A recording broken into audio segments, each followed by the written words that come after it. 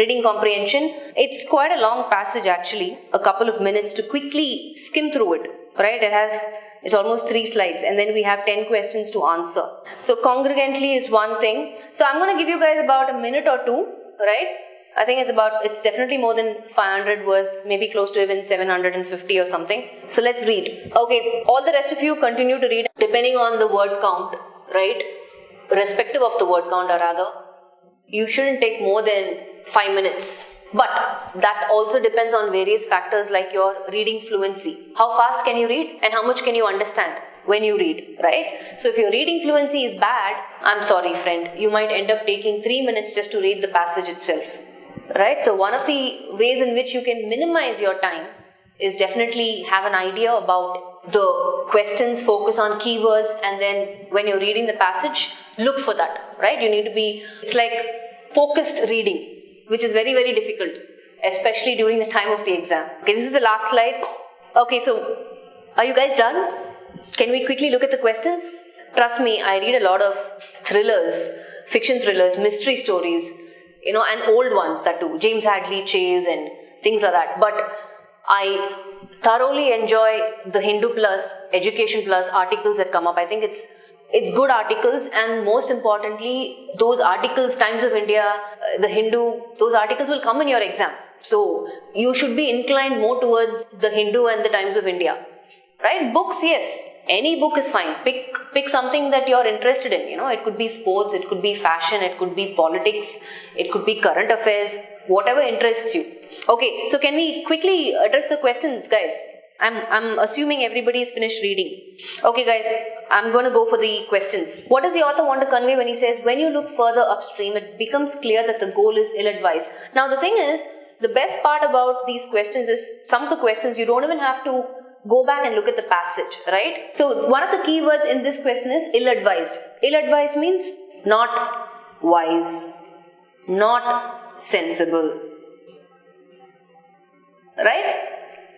So having said that, look at our options. When you look further upstream, becomes clear that the goal is ill-advised. Option 1 says, when you look further upstream means basically when you examine it a little further, right? And that's what option 1 also says. When you analyze your goal closely, you realize that it is not what you thought it would be. So basically, whatever goal you set is not an effective one, right? The second, third, fourth, fifth is kind of deviating from what the author is saying in this expression. If you look at second, it says when you work towards dealing with your problems, eventually they disappear. No. When you inspect the problem, you realize that the solution is within our reach. No. So you can safely eliminate option 3 because it's talking positive, but the phrase is saying something negative. When you devise a method of motivating self, you must keep analyzing it periodically. No. It's saying something becomes obvious to you, that the goal is not an effective goal, not a good goal, not a wise goal. When you face a problem, you realize your incapability of making good decisions. So all 2, 3, 4, 5, right? Incorrect. The option is 1. Option 5 seems logical, but we are only going by, in this particular phrase, what does it mean? Right? It's very, very clear. We are talking about the goal. So option 1 is very, very specific again to the goal. All the other ones is just talking about some random general problem. Right? Here, the author is very specific to the goal that you're making or creating for yourself. Option 1 is the most effective answer and not option 5.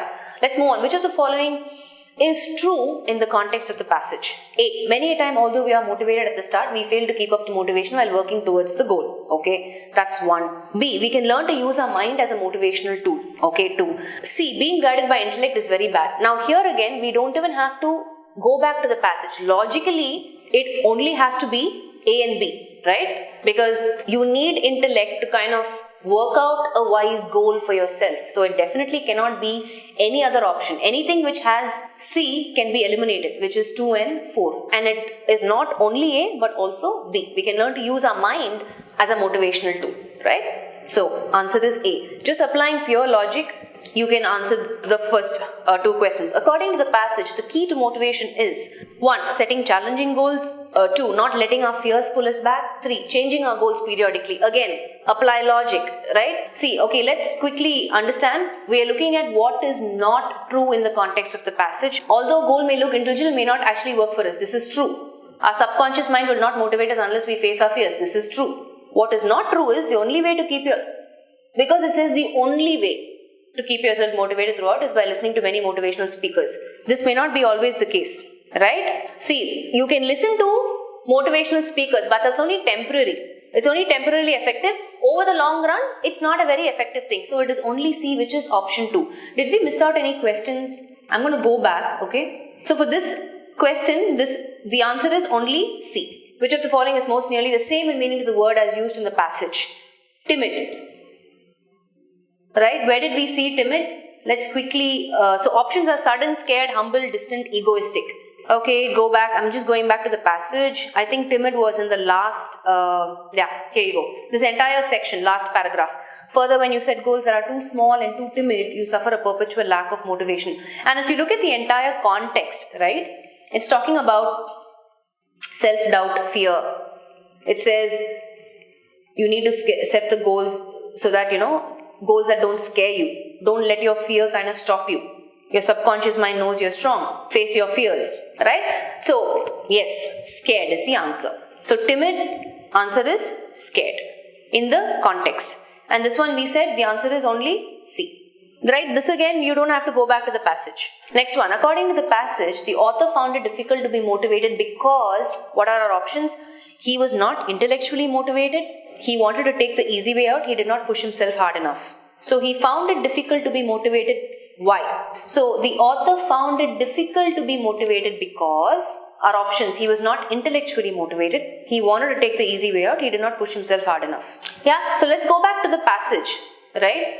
I don't think the passage kind of supports B and C. He wanted to take the easy way out. He did not push himself hard enough. I don't think the passage has enough information on that. But what we know for a fact is he was not intellectually motivated. That's what he says, right? Maybe we can look at some pointers from the passage. So after going through the passage, right, it seems like it doesn't say that he wanted to take the easy way out, and it doesn't say that he did not push himself hard enough. So the option is A.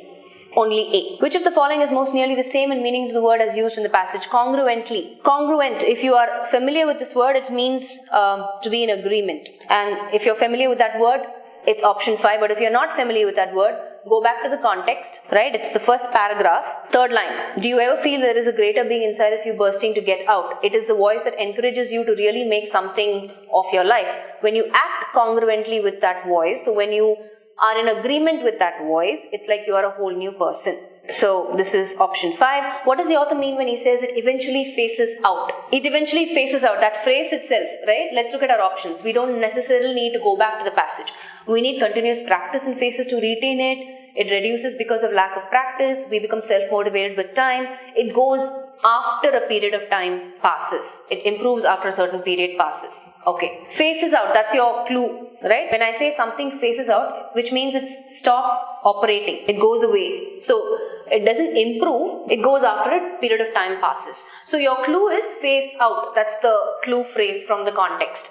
Moving on. Which of the following can be an appropriate title for the passage? So I want to understand how many of you, which did you choose here?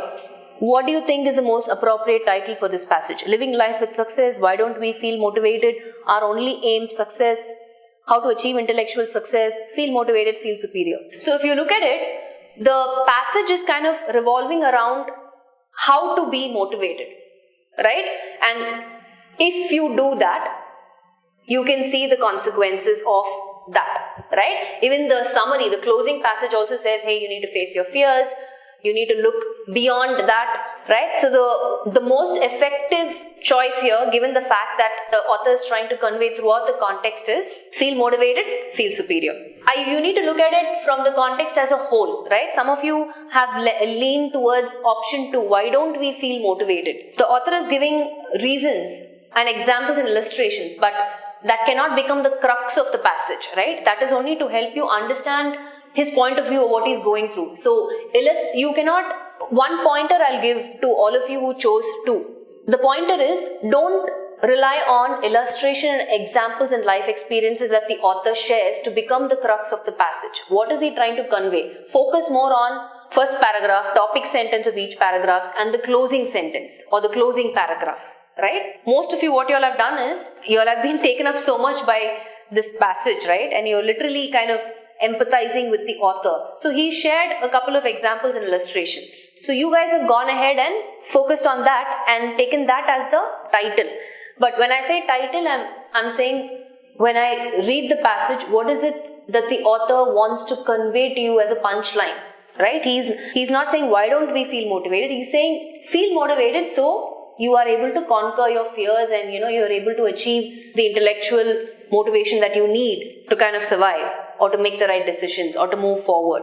The focus has been more on the illustration examples, you will choose 2. But if you focus on what the crux is and you focus on what is it that the author wants to leave with you. After you read it, what is he trying to convey as a strong message, underlying message, what is it? Feel motivated, feel superior. Moving on, according to the passage, what does the author say about emotional motivation?